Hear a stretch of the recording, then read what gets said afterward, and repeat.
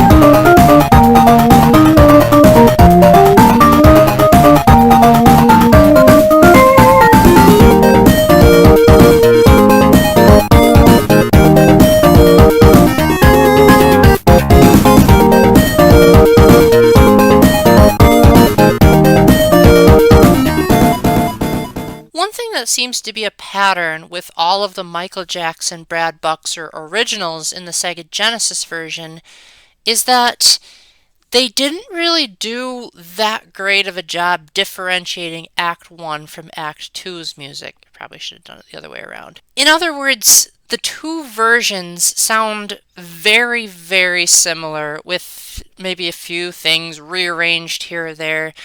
They don't have that melodic difference that the rest of the Sonic 3 soundtrack has.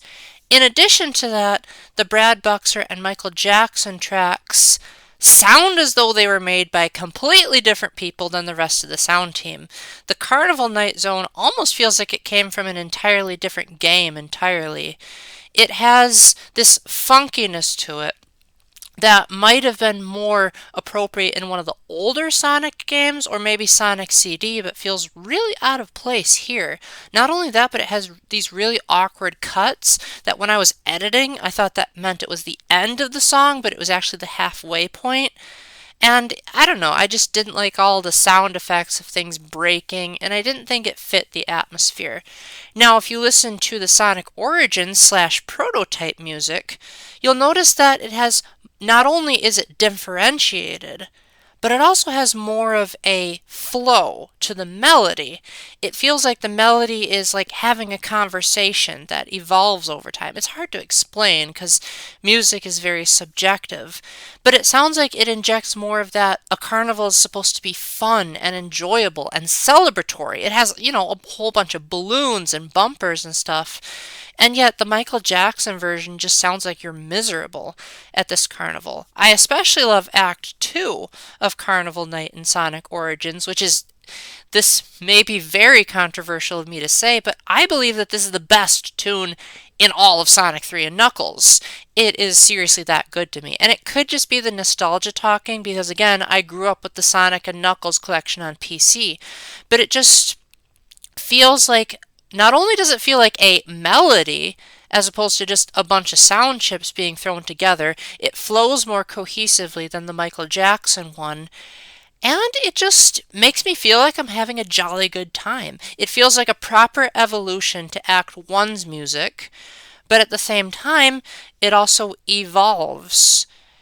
And not only that, but I also listened to the prototype music of Act 2, because I know a lot of people on the internet complained that the prototype music is the music that should have been used for Sonic Origins. However, two things caught me off guard about that original music. The first is that it would have sounded very different from the rest of the soundtrack because that was prototype music as opposed to music in the final game.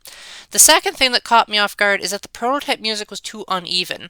Like, there were parts of it that sounded better than Origins, but then there were other parts of it that sounded significantly worse. And when I finished listening to it on YouTube, I shook my head and said, this is awful. So I don't know what the rest of the internet is trying to say, but I personally am really glad that they remixed the prototype music specifically for Origins so that it sounded more like it was coming out of a Sega Genesis. Now, do I still prefer the PC renditions of these prototype songs? Probably, but I also haven't listened to them in a while. But for now, I'm really happy with how it translated into Origins. And again, with music being so subjective, I'm pretty sure nothing I say is going to convince you guys that my opinion is the opinion, but hopefully I at least gave you a taste of how I feel about the music change. Now on to something a little bit better for me, the Ice Cap Zone. Admittedly, the Michael Jackson version does have much more of a catchiness to it than Carnival Night Zone. I wasn't as disgusted as I was when I first heard the Genesis version, but then again, I'm going to do a really fancy trick. So what I'm going to do is first, I'm going to show you both versions of Act 1. But then I'm going to do some fancy schmancy editing for Michael Jackson's rendition of Act 1, and you'll see what I mean.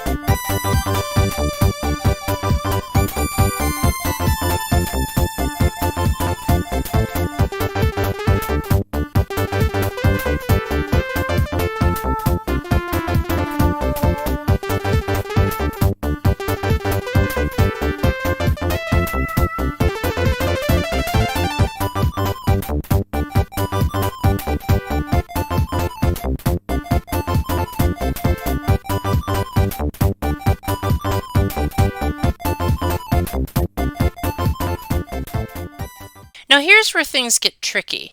The Michael Jackson Brad Buxer version isn't really that bad. It's much better than Carnival Night Zone. It captures that funk. It has the chiming sounds that sound kind of like icicles. But then you realize that the song is really short. Like when I was listening to the version that I picked off of YouTube for this video, I was like, that's it? Is it ever going to end? Because it kept repeating over and over again, probably to disguise the fact that it was too short. However, my best friend told me that Michael Jackson is the king of repetitive music, and nowhere is it more evident than this song. So let me use some fancy editing techniques and get rid of all of the parts of the song that repeat themselves, and then you'll see what I mean.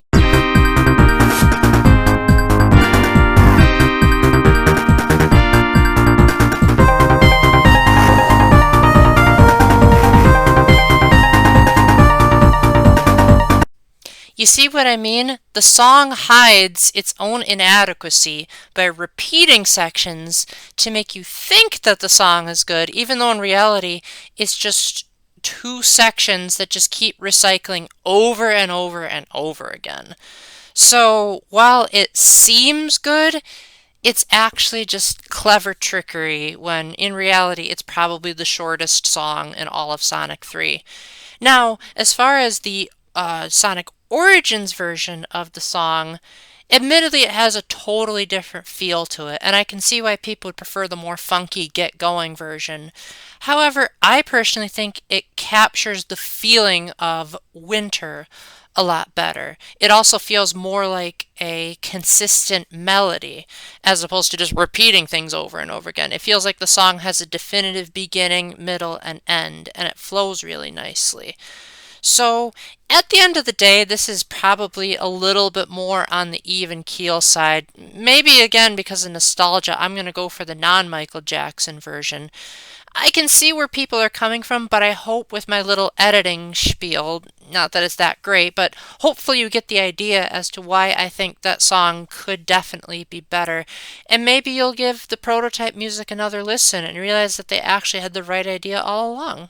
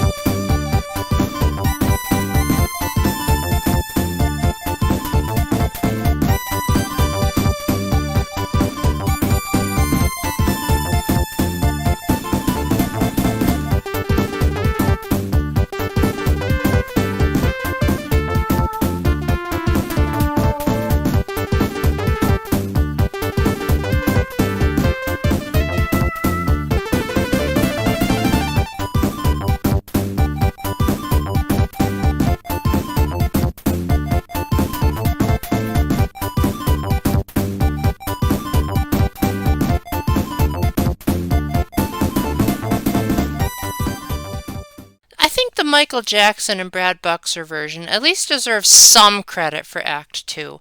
It definitely feels like it has more of an end, as opposed to just being a whole bunch of repetition. It still sounds way too similar to Act 1, but at least it's a marginal improvement, which is more than I can say for what they did for Carnival Night. With Act 2 of the Sonic Origins version, it does sound different enough from Act 1. Personally, I think Act 1 played a little bit too fast in the Sonic Origins version as opposed to how I remember it on the PC. But otherwise, I like how it feels like an evolution as opposed to just taking the same instruments and like being silent at another part like the Michael Jackson and Brad Buxer versions do. Then again, if it wasn't for the repetition, the Michael Jackson, Brad Buxer versions do have a nice melody. They just have to disguise themselves by repeating themselves. I'm repeating myself with all this information. So let's move on to Launch Base Zone.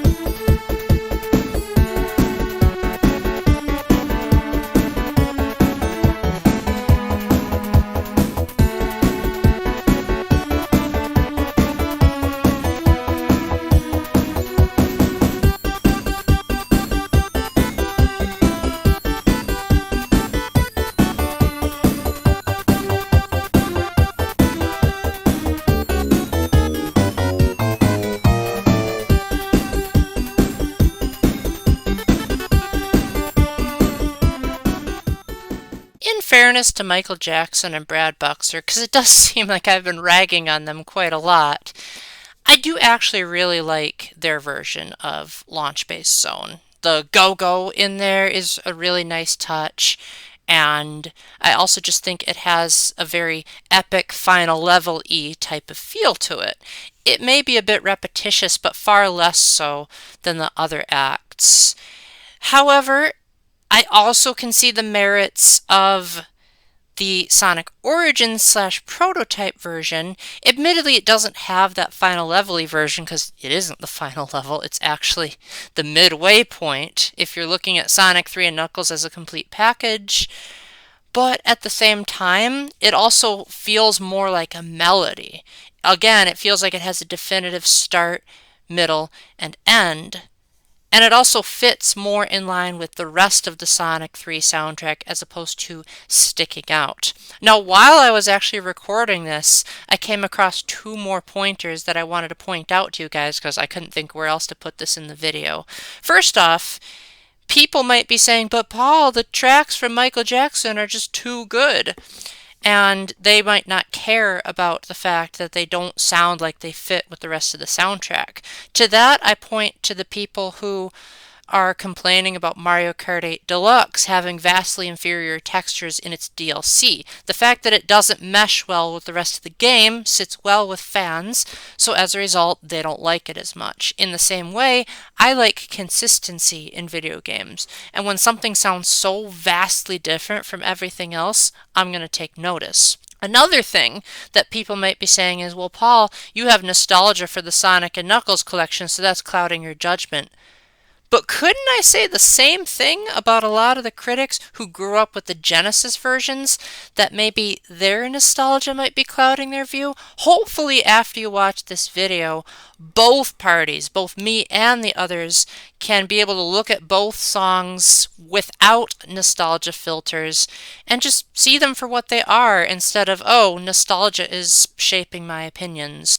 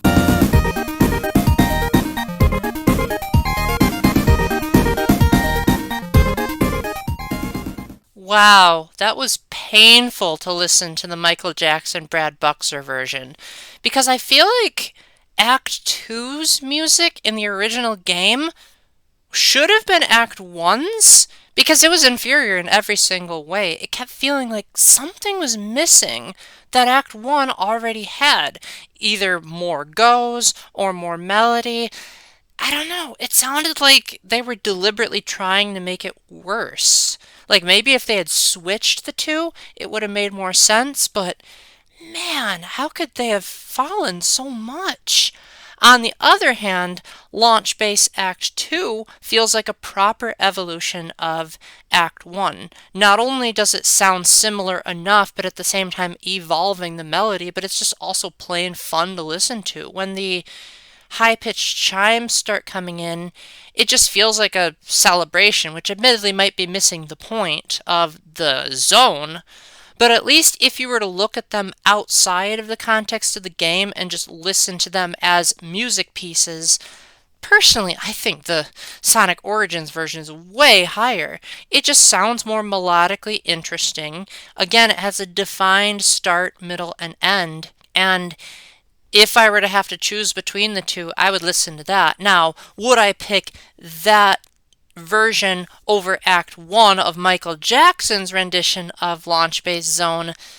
That would probably depend on the day, because I definitely think Act 1 of Launch Base is pretty good, and definitely by far the best of everything Jackson and Buxer did. But I still wish that they would have done a slightly better job of incorporating their style into the style of the rest of Sonic 3's music. So with that, hopefully that can help you guys look at this with a more open mind or a more analytical and objective mind. I don't pretend to be a music expert, but hopefully I can at least get you guys to think about this a little bit more. So before I leave, I would like to give an epic shout out to Matthew Rakowski, my first top tier patron, and to my other patrons, Sploon Ghost, Splatcat, and Snickerdoodle. Your contributions are helping me out so much with my current financial crisis. So if you all would like to help me out on Patreon, the link will be in the description. I really hope you'll at least check it out, even if you don't end up supporting me, so that you can see if you like what I have to offer. And until the next time, keep the faith, stay epic, and God bless. Bye.